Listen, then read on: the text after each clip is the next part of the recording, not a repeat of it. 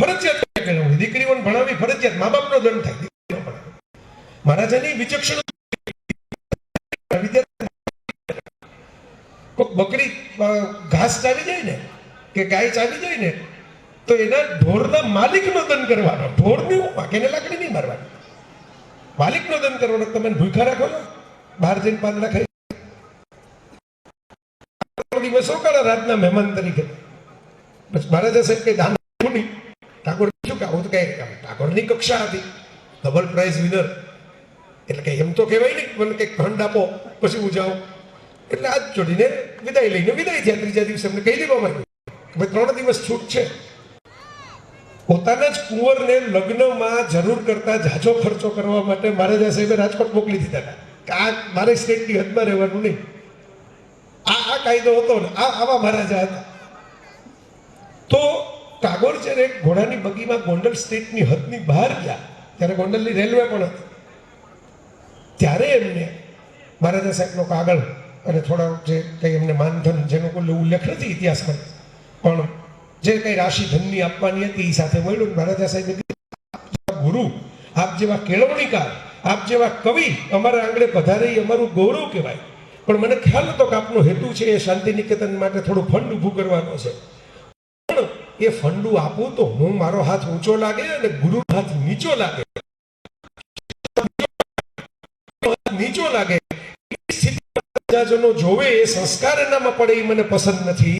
એટલે આપની આગતા સખતા મેં કવિ તરીકે ગુરુ તરીકે યોગ્ય કરી છે. પણ હવે આપને જે ફરવું છું ને એ એક નાગરિક તરીકે હું મારી સ્ટેટની સરહદની બહાર રાજવી તરીકે નથી આપતો.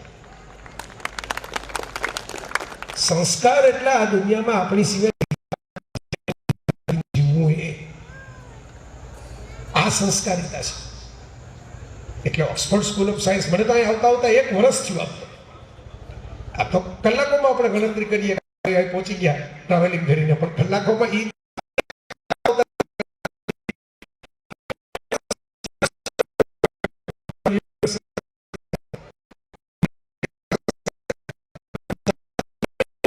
તમને એમ થઈ કે ના આમ કાર્યક્રમ તો કરવા જેવો છે.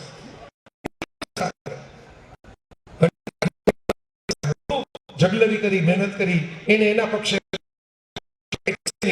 એકબીજામાં. પછી મેં કીધું હું આવી ન શકું પણ મારાથી સારી વ્યક્તિને મોકલી શકું. એટલે મને કે એવું ન કહ્યું તમારાથી સારી, અમારે તો તમારે જ જોઈએ છે. વાતો નહોતી ખાલી, બાકી આવું તો બોલવા વાળા બધા બોલતા જ. પણ 1 વર્ષે એમણે આગ્રહ તો એ જ રાખ્યો તમને ત્રિવેદી બહુ સારા તાર કલાકાર આપણા, એમને વિનંતી કરી અને જગદીશભાઈ કાર્યક્રમ કર્યો, બહુ મોટો કાર્યક્રમ હતો. તો મેં એમને કીધું ભાઈ મને કે ઘણા વીઆઈપીઓ અને બધું છે, તમે આવો તો બહુ ગમશે. મેં કીધું આ મા બાપ અને આ બાળકો એ આપણા સૌથી મોટા વીઆઈપી. વીઆઈપી પછી આવે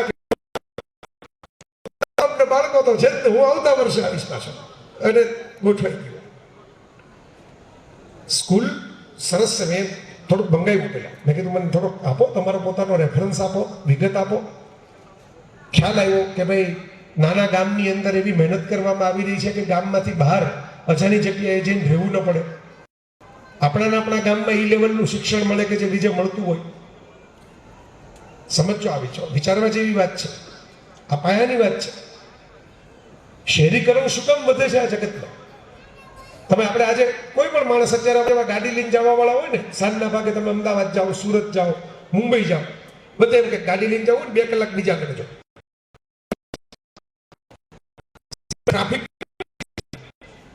બધાને ત્યાં જ પહોંચી જવું છે, કારણ કે એમ લાગે છે કે અહીંયા જ બધી અહીંયા જ સારી સ્કૂલો છે, અહીંયા જ કોલેજો છે, અહીંયા જ મોટી હોસ્પિટલો છે. ગાંધીજી આ પ્રશ્નનો ઉકેલ વર્ષો પહેલા કહી ગયા હતા વિકેન્દ્રીકરણના માધ્યમથી કે આપણે શહેરોને સમૃદ્ધ બનાવી ગામડા તોડી નાખીએ, નાના નાના વિસ્તારો તોડી નાખીએ અને અમુક જ શહેરો સમૃદ્ધ થાય તો પ્રદૂષણ વધશે, ગંદકી થશે, ગરીબી વધશે. આપણે જોઈએ છે પ્રયાગની કેપેસિટી કરતા વધારે લોકો પહોંચી જાય, શું થાય? કોઈ શું કરી શકે? ગમે એવો તંત્રવાહક કોઈ શું કરે? આટલા કરોડો લોકોનો ફ્લો અચાનક આવી જાય, શક્ય જ નથી જીરવી શકો તમે. પછી જામ થાય, પછી માણસો હેરાન થાય, પછી વિડીયો બનાવીને મૂકતા હોય. પણ હવે તો તમે જ ઊભું કરેલું છે સ્વયં શિસ્તના પાલન વગર. પણ મિત્રો હું એટલા માટે ગાંધીજીને યાદ કરું છું કે ઓક્સફોર્ડ સ્કૂલ ઓફ સાયન્સ એનો એક નમૂનો છે જે કહેતા હતા કે આપણા તમામ અંતરિયાળ વિસ્તારોમાં સારું આરોગ્ય કેન્દ્ર હોવું જોઈએ, સારી શિક્ષણ સંસ્થાઓ હોવી જોઈએ, સારું ભક્તિ કેન્દ્ર, માણસ આસ્થા હોય એવું આસ્થા કેન્દ્ર હોવું જોઈએ. આ ત્રણ વસ્તુ તમે આપો. અને ગાંધીજીના પોતાના શબ્દોમાં જો કહું તો હજી એમને બીજી કીધી હતી, સારું પોતે જ ઊભું કરેલું ભોજન, બહારથી મંગાવેલું નહીં, પેકેજ ફૂડ નહીં. આજની ભાષામાં એક ડોક્ટર એરિક બર્ગ નામના જર્મનીના ડોક્ટર છે, એમડી ડોક્ટર છે, કરોડો ફોલોઅર્સ છે એમના વિડીયો ઉપર પણ યુટ્યુબમાં. આપણે શું ઘણી વાર આપણે કોઈ કહીએ ન માને, પણ પછી કોઈક આવી રીતે જર્મનીના કોઈક ડોક્ટર કહી જાય, અમેરિકન કોઈક ડોક્ટર કહી જાય, બહુ લાગે કે હા કંઈક સાચું છે. એમણે એક સૂત્ર આપ્યું છે કે પેકમાં જે વસ્તુ હોય એની ખાતા નહીં, પેક જ રહેવા જોઈએ. એ જે બરાબર જ છે, પેક છે, પેક ખોલવાનું જ નહીં. જો તમારે આરોગ્ય સારું રાખવું હોય પેક ખોલવાનું બંધ કરવું, બરાબર? કારણ કે એમાં કેમિકલ નાખવા જ પડે, પ્રિઝર્વેટિવ નાખવું જ પડે. એક સરખું દહીં તમારું 4 દિવસ લગી રહે એના માટે તમારે કંઈક પ્રોસેસ કરવી જ પડે. બાકી આપણા ઘરમાં દહીં કાં નથી રહેતું 4 દિવસ લગી એક સરખું. એવું સફરજન દેખાય, એવી દ્રાક્ષ દેખાય, એના માટે થોડીક પ્રોસેસિંગ કરવું જ પડે, બરાબર? એક સરખે બધે બટેટા સરખા આપણા ઘરમાં નથી આવતા 5 દી લગી તમે ખાવ તો એક જ સરખા બટેટા